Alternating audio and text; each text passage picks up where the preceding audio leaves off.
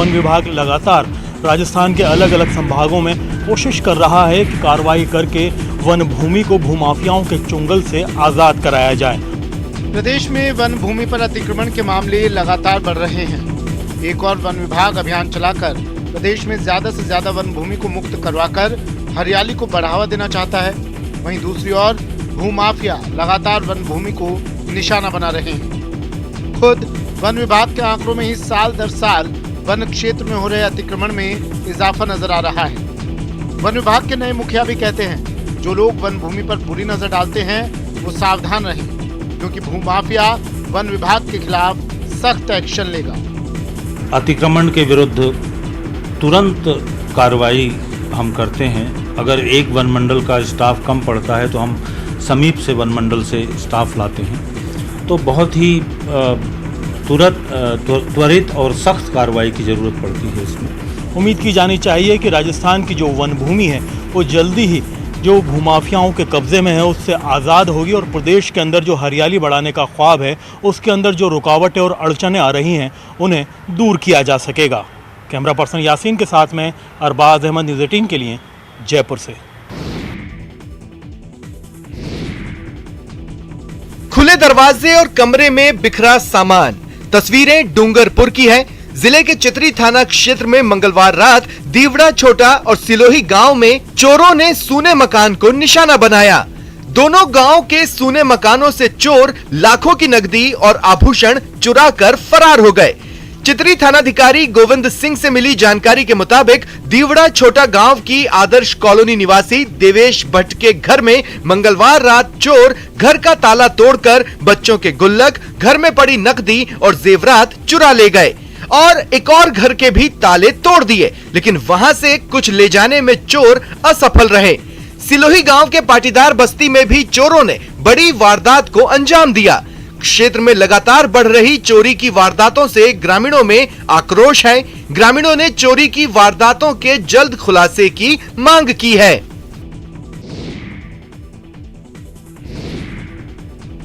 Jaipur police ने अपराधियों के आगे सरेंडर कर दिया है। ये हम नहीं कह रहे, तस्वीरें इस बात की गवाही दे रही हैं। मिली जानकारी के मुताबिक जयपुर ग्रामीण जिले के पावटा कस्बे में सब्जी मंडी के पास 4 हथियारबंद बदमाशों ने बुधवार तड़के 3 बजे एक घर में लूटपाट की। बदमाशों को देखकर घर में सो रही एक महिला और उनका बेटा निहत्थे ही बदमाशों से भिड़ गए। बहादुर बेटे ने अकेले ही 2 बदमाशों को धर दबोचा, तब बाकी बदमाशों ने ताबड़तोड़ फायरिंग की। इसमें एक गोली महिला के गले से होकर गुजर गई। जानलेवा हमले में बेटा भी घायल हो गया। घायलों को जयपुर के एसएमएस अस्पताल में भर्ती कराया गया है। शोर और गोली चलने की आवाज सुनकर आसपास के लोग मौके पर पहुंचे और पुलिस को मामले की जानकारी दी। घटना के बाद मौके पर लोगों की भीड़ जुट गई और घटना को लेकर रोष जताया। पुलिस आसपास के क्षेत्र में लगे सीसीटीवी कैमरों के फुटेज खंगाल रही है।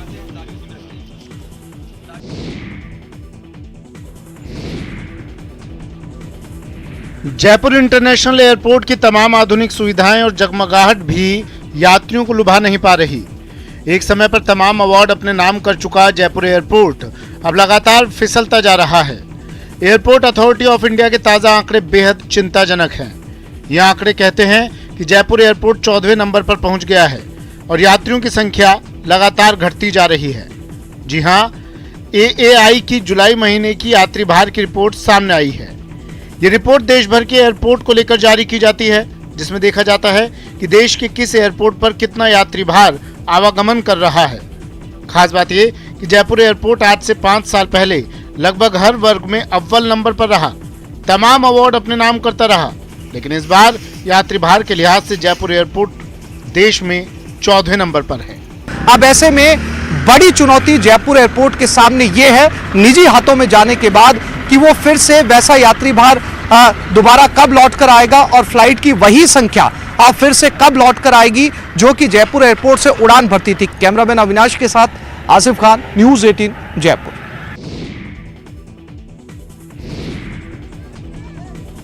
सीकर के खंडेला में राजीव गांधी ग्रामीण ओलंपिक खेल में बड़ी लापरवाही सामने आई है।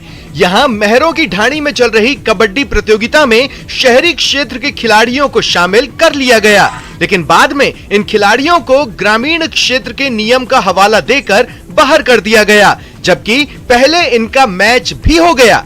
जानकारी के मुताबिक यहाँ पर नगर पालिका इलाके के खिलाड़ियों का रजिस्ट्रेशन कर लिया गया था। इसके बाद इनको खेलने भी दिया गया, लेकिन बुधवार को इन सभी को बाहर कर दिया गया। इसके बाद कबड्डी के इन खिलाड़ियों ने स्कूल में प्रशासन के खिलाफ जमकर नारेबाजी की। इनका कहना है कि जब इस तरह का नियम था तो इनका रजिस्ट्रेशन ही क्यों किया गया, अब इनको मैच जीतने के बाद बाहर क्यों किया जा रहा है। ग्रामीण ओलंपिक में रूल यही है कि शहरी क्षेत्र का ग्रामीण क्षेत्र में नहीं खेल सकता है। सर दूसरी बात ये उनको पूरी खिलाया गया, बच्चों को देखते हुए ये हमारे बच्चे हैं, उनको हमेशा छात्र नहीं और ये बच्चे आगे बढ़े, इसके लिए हमने उनको खिलाया, खेल भावना से खिलाया, ये बच्चे आगे। प्रदेश में ग्रामीण ओलंपिक का जोर है। इन दिनों गांव-गांव में अनूठी तस्वीरें देखने को मिल रही है। कहीं बुजुर्ग कबड्डी खेल रहे हैं तो कहीं महिलाएं घूंघट की ओट में कबड्डी कर रही है। तस्वीरें दौसा के समलेटी गांव की है। एक तरफ गृहिणी महिलाओं की टीम थी तो दूसरी ओर उनके ही बच्चों की टीम। छोटी छोटी बालिकाओं के सामने मुकाबला करने के लिए मम्मी और आंटी खड़ी हुई थी। सैकड़ों लोग इस मैच को देखने के लिए खड़े थे और तो और खुद कलेक्टर भी दर्शकों में शामिल थे। जैसे ही कबड्डी का मैच शुरू हुआ, ग्रामीण महिलाओं ने घूंघट की ओट में कबड्डी में जबरदस्त जलवा दिखाया। अपने ही बच्चों का डटकर मुकाबला किया। जहां भतीजी अपनी चाची को कबड्डी में टांग पकड़कर कंट्रोल करती नजर आई, वहीं बेटी भी अपनी मां को पाली देने से रोकती दिखी। इस रोमांचक मैच में दोनों ही ओर से बेहतरीन प्रदर्शन हुआ। ग्रामीण ओलंपिक को इस स्तर पे खेला जाए कि हर गांव का हर व्यक्ति इसमें पार्टिसिपेट करे, महिला पुरुष कोई भी उम्र का वर्ग हो वो इसमें पार्टिसिपेट करे। वही यहाँ देखने को मिला। सभी गृहिणियों की एक टीम थी और कबड्डी बच्चियों के साथ खेल रही थी। उन्होंने पूरी जी जान कोशिश की है। उनका जो ड्रेसअप है उसके बावजूद उन्होंने घूंघट के बीच में गेम खेला है। बहुत ही अच्छा देखने को मिला। दोनों टीमों में बहुत जबरदस्त उत्साह था। कबड्डी में बड़े बुजुर्गों की जोर आजमाइश की ये तस्वीरें भरतपुर से आई हैं। दरअसल प्रदेश के दूसरे जिलों की तरह यहाँ भी ग्रामीण ओलंपिक खेलों का आयोजन हो रहा है, जिसके तहत अलग अलग प्रकार के खेल आयोजित कराए जा रहे हैं। भरतपुर की ग्राम पंचायत मुंडोता में महिलाओं और बुजुर्गों ने कबड्डी खेली। बुजुर्गों ने अपनी एक टीम बनाई और दशकों के बाद अपना दम दिखाया। इसके साथ ही महिलाओं ने भी कबड्डी में बढ़ चढ़ कर भाग लिया, जिसे देखने के लिए आसपास के गांव के लोगों की भारी भीड़ जमा हो गई। महिलाओं और बुजुर्गों के कबड्डी के खेल को देखकर हर कोई आश्चर्यचकित रह गया। महिलाओं और बुजुर्गों ने सरकार को धन्यवाद देते हुए कहा कि बरसों बाद पहली बार इस तरह के आयोजन में कबड्डी खेलने का मौका मिला है। इस प्रकार के खेलों से आपसी मेलजोल बढ़ रहा है, तो वहीं गांव की प्रतिभा निखर कर भी सामने आ रही है।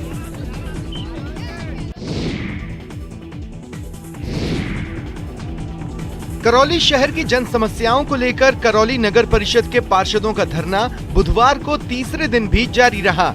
इस दौरान पार्षदों ने सद्बुद्धि यज्ञ कर भगवान से नगर परिषद को बुद्धि देने की प्रार्थना की। पार्षदों का कहना है कि जब तक जन समस्याओं का समाधान नहीं होगा, वे धरने से नहीं उठेंगे। आपको बताते चलें कि शहर में सफाई व्यवस्था के बिगड़े हाल, सार्वजनिक रोशनी, आवारा जानवरों, बंदरों की समस्या, साधारण सभा की बैठक नियमित नहीं होने और अव्यवस्थाओं का आरोप लगाते हुए पार्षदों ने सोमवार से कलेक्ट्रेट के सामने धरना शुरू किया है।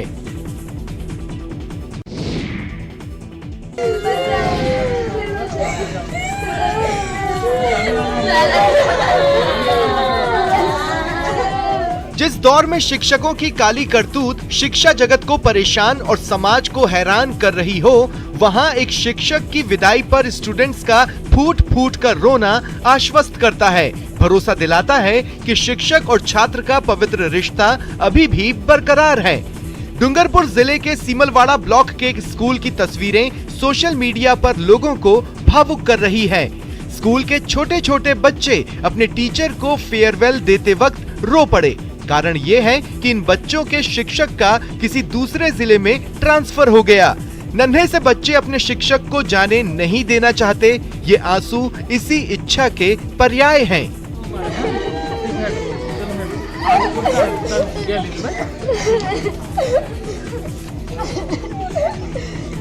दरअसल सीमलवाड़ा ब्लॉक के राजकीय प्राथमिक स्कूल डूका के हेडमास्टर कालूराम डामोर का तबादला दूसरे गांव में हो गया है।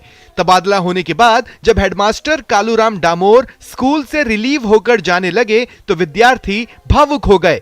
कालूराम डामोर पिछले 1 साल से स्कूल के हेडमास्टर थे और बच्चों को हिंदी पढ़ाया करते थे। बच्चे अपने शिक्षक को जाने नहीं देना चाहते थे। बच्चों ने अपने हेडमास्टर से कहा कि गुरुजी हमें छोड़कर मत जाओ।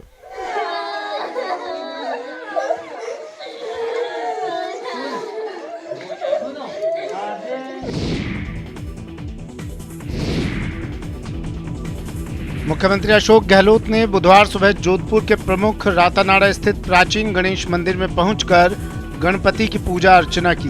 पूजन के बाद उन्होंने मंदिर में अनंत चतुर्दशी तक आयोज्य गणेश महोत्सव के बारे में जानकारी ली। मंदिर के पुजारियों ने मुख्यमंत्री का स्वागत किया। मुख्यमंत्री ने पत्रकारों से अनौपचारिक बातचीत में कहा कि गरीब को गणेश मानकर उनकी सेवा का संकल्प ही गणेश पूजन का मुख्य उद्देश्य है। मुख्यमंत्री अशोक गहलोत ने कहा कि लोकमान्य तिलक ने ही देश की आजादी की लड़ाई में लोगों को लामबंद करने के लिए गणेशोत्सव का श्री गणेश किया, जो आज तक जारी है। 1894 से पहले लोग अपने अपने घरों में गणपति उत्सव मनाते थे, लेकिन 1894 के बाद इसे सामूहिक तौर पर मनाने लगे। कोई भी शुभ काम हो तो सबसे पहले गणेश जी पूजे जाते हैं। सीएम ने प्रदेशवासियों को गणेश चतुर्थी की शुभकामनाएं दी।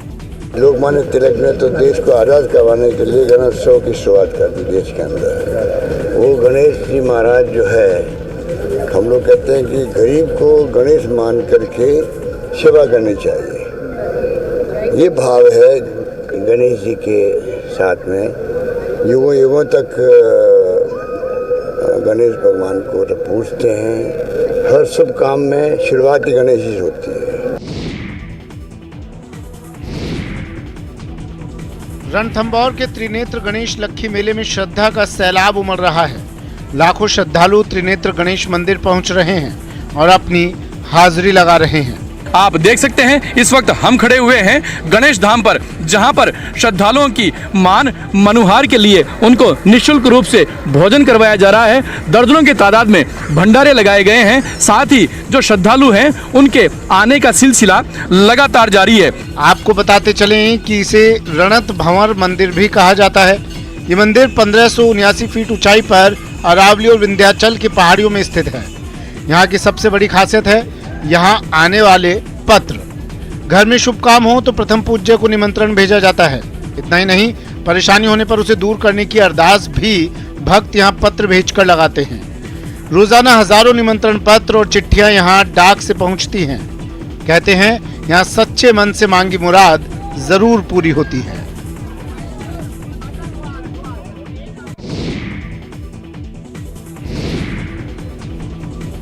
देश भर में गणेशोत्सव की धूम है। इस पावन मौके पर आप द्विमुखी बप्पा के दर्शन से भला कैसे वंचित रह सकते हैं। एमपी के मंदसौर में भगवान गणेश का एक अनूठा मंदिर है, जिसके गर्भगृह में पत्थर से बनी दुनिया की एकमात्र ऐसी प्रतिमा मौजूद है, जिसके आगे और पीछे वाले दोनों भागों पर भगवान गणेश के अलग अलग रूप उकेरे हुए हैं। यही वजह है कि सैकड़ों सालों पुरानी इस प्रतिमा को मंदिर के गर्भगृह के बीचों बीच स्थापित किया गया, ताकि श्रद्धालु भगवान के दोनों रूपों का एक साथ दर्शन कर सके। हजारों साल पुराने ऐतिहासिक शहर मंदसौर के गणपति चौक स्थित चिंताहरण द्विमुखी गणपति मंदिर में स्थापित इस अद्भुत प्रतिमा की ऊंचाई 8 फीट है। गर्भगृह में ये प्रतिमा उत्तर दक्षिण दिशा के अनुरूप स्थापित है। खड़े गणेश के रूप में इस प्रतिमा के उत्तरी भाग पर पंचसुंडी गणेश का रूप है और दक्षिण भाग पर पगड़ी वाले सेठ गणेश की आकृति वाला रूप बना हुआ है। उत्तरी भाग पर बने गणेश पंचसुंडी है। धार्मिक मान्यता के मुताबिक भगवान के स्वरूप का दर्शन करने से तमाम चिंताएं दूर हो जाती हैं। लिहाजा मंदिर की पैड़ी पर चढ़ने के सबसे पहले श्रद्धालुओं को भगवान के इसी रूप के दर्शन होते हैं। लोग 12 महीने भगवान के स्वरूप के रोजाना दर्शन कर सकें, इसलिए मंदिर में प्रतिमा को इस तरीके से स्थापित किया गया है कि हर दर्शनार्थी को भगवान गणेश के दर्शन से पहले चिंताहरण रूपी मुख के दर्शन हो सके। छत्तीसगढ़ के ऐतिहासिक धरोहरों में दंतेवाड़ा जिले का बारसूर इलाका भी शुमार है। ये विख्यात है गणपति की जुड़वा मूर्ति के लिए। इस वजह से बारसूर नगरी प्राचीन काल से धर्म और आस्था का केंद्र बनी हुई है। 150 मंदिर और 150 तालाबों की इस नगरी को राक्षस राजा बाणासुर ने अपनी राजधानी के रूप में स्थापित किया था। पौराणिक मान्यताओं के अनुसार राजा बलि के पुत्र बाण ने अपनी राजधानी दंडकारण्य में बसी बारसूर नगरी को बनाया था। बाणासुर के राक्षस पुत्र होने के कारण इस नगरी का नाम बारसूर पड़ा। बताया जाता है कि राक्षस बाणासुर परम शिव भक्त भी था। उसने अपने तपोबल से शिव को प्रसन्न कर अक्षय ध्वज भी प्राप्त किया था। मान्यता है कि उसके राज्य में जब तक भगवान शिव से प्राप्त अक्षय ध्वज लहराता रहा तब तक वो अजय रहा। बारसूर की पौराणिक नगरी दंतेवाड़ा से 32 किलोमीटर दूर है, जहां गणेश मंदिर में गणेश भगवान की 2 प्रतिमाएं स्थापित हैं। इन मूर्तियों की खासियत ये है कि दोनों मोनोलिथिक हैं। गणेश जी की एक मूर्ति की ऊंचाई 7 फीट है तो दूसरी की 5 फीट। वैसे तो देश भर में हनुमान जी के कई चमत्कारिक मंदिर हैं, लेकिन आपके टीवी स्क्रीन पर जो मंदिर नजर आ रहा है उसकी महिमा अद्वितीय है, अनुपम है। ये है एमपी के श्योपुर जिले का छिमछिमा हनुमान मंदिर। कहा जाता है कि इस मंदिर को तोड़ने के लिए जब मुगल सेना ने हमला किया तो उसे खाली हाथ ही वापस लौटना पड़ा। स्थानीय लोगों के मुताबिक भारत में जब मुगल साम्राज्य था उस समय संत समर्थ गुरु रामदास ने जगह जगह हनुमान प्रतिमाओं की स्थापना की। इसी के तहत विजयपुर से 9 किलोमीटर दूर घने जंगल में छिमछिमा हनुमान की स्थापना हुई। कहा जाता है कि 17वीं शताब्दी में जब औरंगजेब ने पूरे भारतवर्ष में मूर्ति और मंदिर तोड़ने का अभियान चलाया था उस समय मुगल सेना यहाँ भी आई। हनुमान जी की कृपा से मंदिर के आसपास 1 किलोमीटर के दायरे में चारों ओर की जमीन मोम की हो गई, जिससे औरंगजेब की सेना आगे नहीं बढ़ सकी। मान्यता है कि हनुमान जी ने प्रकट होकर सेना को अंधा कर दिया। ऐसे करतब को देख सेना को उल्टे पैर वापस लौटना पड़ा। यही वजह है कि छिमछिमा हनुमान मंदिर की ख्याति दूर दूर तक फैली है। खास बात ये कि यहाँ सभी वर्गों के लोग आते हैं। देवताओं में सबसे पहले पूजे जाने वाले भगवान गणेश का जन्म माउंट आबू में हुआ था। माता पार्वती ने अर्बुद पर्वत के ईशान शिखर पर बैठकर पुत्र की कामना के लिए व्रत किया था। एक पौराणिक मान्यता के मुताबिक गौरी शिखर पर्वत पर भगवान गणेश का जन्म हुआ था। गौरी शिखर यानी अर्बुद पर्वत और भगवान गणेश के जन्म स्थान पर बना मंदिर और उनकी निशानियां आज भी मौजूद है। यही वजह है कि माउंट आबू का कण कण गणेश भक्तों को उनकी सत्ता का एहसास कराता है। क्योंकि ये 33 करोड़ देवताओं का भूमि है और प्रथम पूज्य श्री गणेश जी है और गणेश जी की जो जन्मस्थली है ये माउंट आबू ही है और इसी स्थल पर उनका जन्म हुआ था। और ये जो यहाँ पर मूर्ति है ये गोबर की है, बनाई हुई है। आबूराज तपोभूमि है। सब जगह तीर्थ भूमि होती है मगर ये तप भूमि है। यहाँ पे कई साधु महात्मा सन्यासी देवी देवताओं ने तप किया हुआ है। 33 करोड़ देवी देवताओं का कोटि देवी देवताओं का यहाँ पे वरदान प्राप्त है और ये श्री गजानन प्रथम पूज्य भगवान यहाँ पे विराजे हुए हैं। हर साल गणेश चतुर्थी पर भगवान गणपति को घरों और कार्यालयों में विराजमान करने की परंपरा रही है, लेकिन पिछले कुछ सालों से मिट्टी के गणेश प्रतिमाओं के प्रति लोगों का बड़ा रुझान देखने को मिल रहा है। 2 साल कोरोना के चलते मूर्तिकार टूट चुके थे और उनका धंधा भी चौपट हो गया था, क्योंकि 2 साल महोत्सव के नाम पर सिर्फ रस्म अदायगी की गई थी। मूर्तिकारों की तैयार की गई मूर्तियों की बिक्री नहीं हुई थी, लेकिन इस बार गणेश महोत्सव को लेकर लोगों में खासा उत्साह है, जिसके चलते मूर्तिकारों को आस है कि अच्छी बिक्री होगी। टोंक जिला मुख्यालय पर घंटाघर के पास गणेश प्रतिमाओं की दुकान लगाने वाले विष्णु प्रजापति ने बताया कि पीओपी की जगह मिट्टी की प्रतिमा अब ज्यादा चलन में है। हमने मिट्टी की बनाई है, कलर वाली ये सब कम्प्लीट है, सब बाजार में सर दुकान लगा ली है। ये हमारे पास है 60 रुपए से लेके 5000 रुपए तक की मूर्तियाँ हैं, जिसमें 500 की भी है, 2500 की भी है और 1300 की भी है। ऐसे हर रेंज की मूर्तियाँ हैं हमारे पास।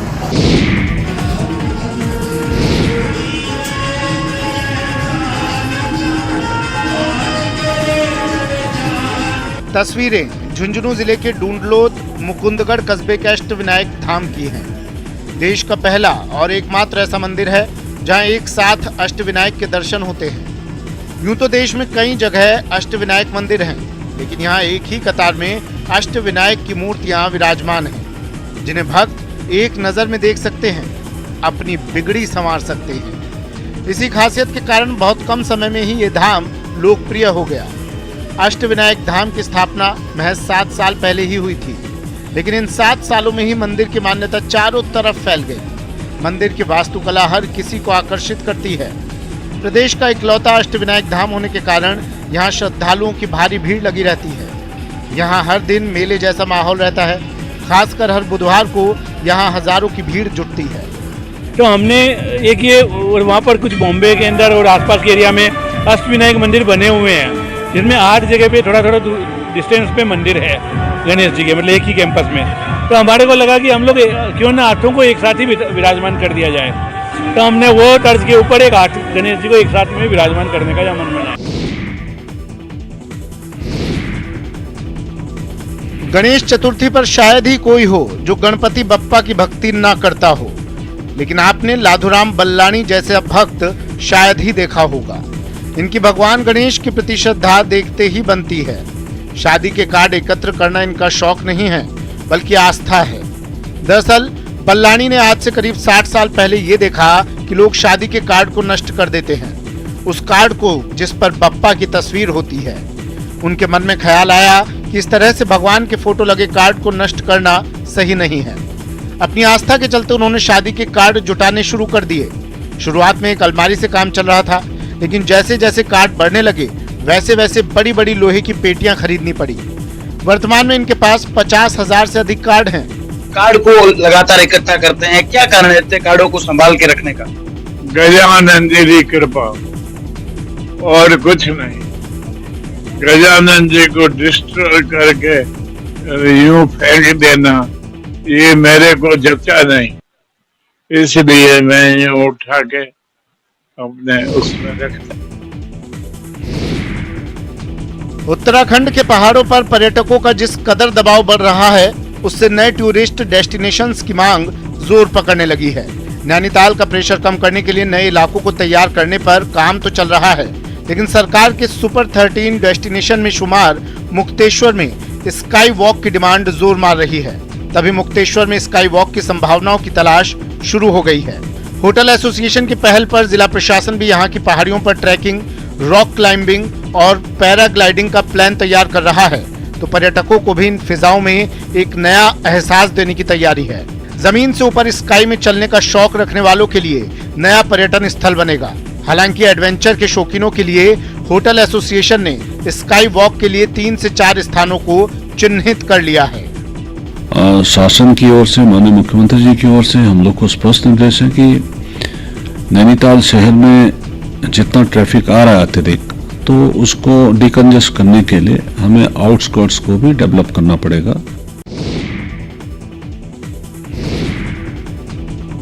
उत्तराखंड के अल्मोड़ा स्थित जीबी पंत हिमालय पर्यावरण संस्थान ने कई विश्वविद्यालयों के साथ मिलकर 100 से अधिक सेब की प्रजातियों को संरक्षित किया है, लेकिन बढ़ती गर्मी के कारण ये प्रजातियां समाप्त होने की कगार पर हैं।